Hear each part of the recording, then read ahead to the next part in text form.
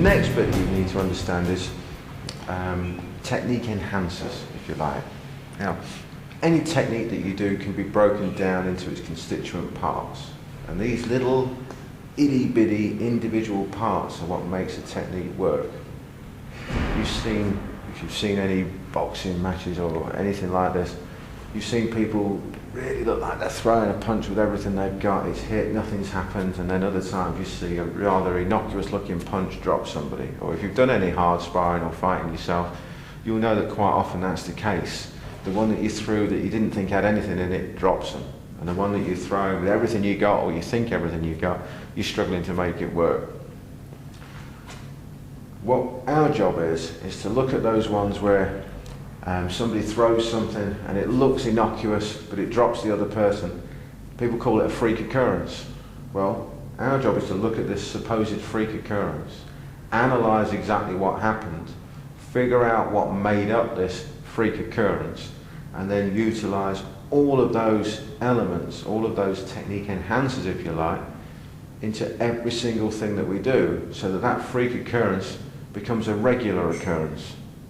Okay? So that your freak occurrence is when it doesn't drop them, and that's your aim. Now obviously you never get to 100% because things always go wrong, but that's your aim, is to make every single thing you do as perfect as it can possibly be.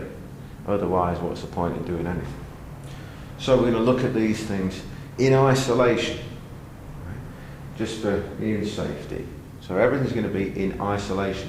You would not use them in isolation, you would put them all together, okay, to make everything you do as effective as possible. Okay?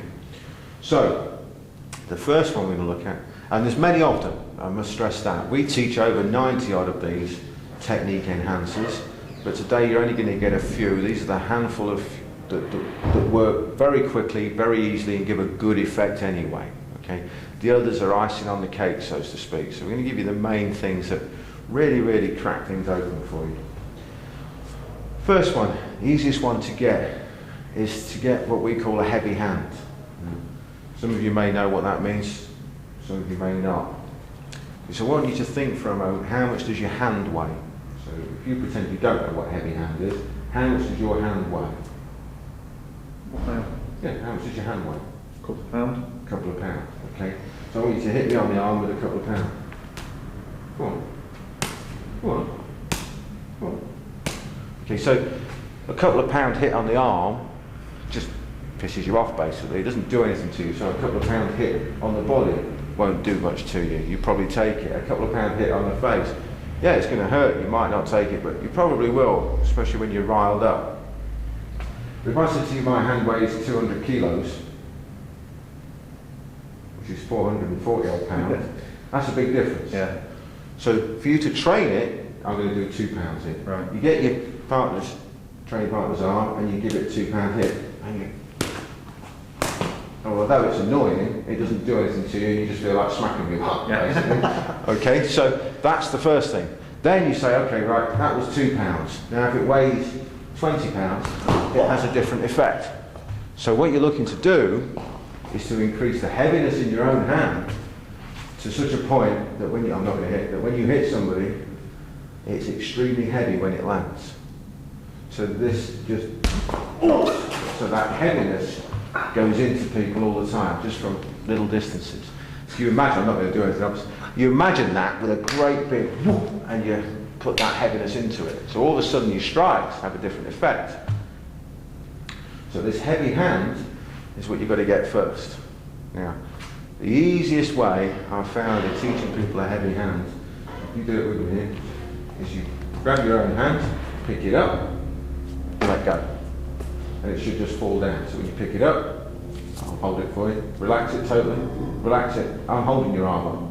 I'll hold your arm up. It doesn't take a while to fall down. I'll hold your arm up. Relax it totally. I'm holding your arm up. Let me hold your arm up. I'm not holding it, look. Right. Okay. I've got to hold your arm up. Let it drop into my hand. That's it. And when I let go, it falls. Yeah. Sorry. Right? Yeah. It's got to fall. Just let it go. So now you hit me with that. You have a go. Just clench fist. Hold it there. Just open hand's fine. And just let it, hold it. I'll hold your hand, let it drop. There you go. Now, that hurt a lot more than it did before, I've got to tell you. Right? So when you get this, you get it so you can do it from a distance, you can do it from closer, until you get closer you can do it from on, so that when you put heaviness in there, you've got people. So even if it's get off me, you're putting something heavy on them so that you can do something straight away. So that's the first thing you've got to get, is this heavy hand. Now it can be on your strides, okay, on pushes, on just holding on to people, touches, grabs, all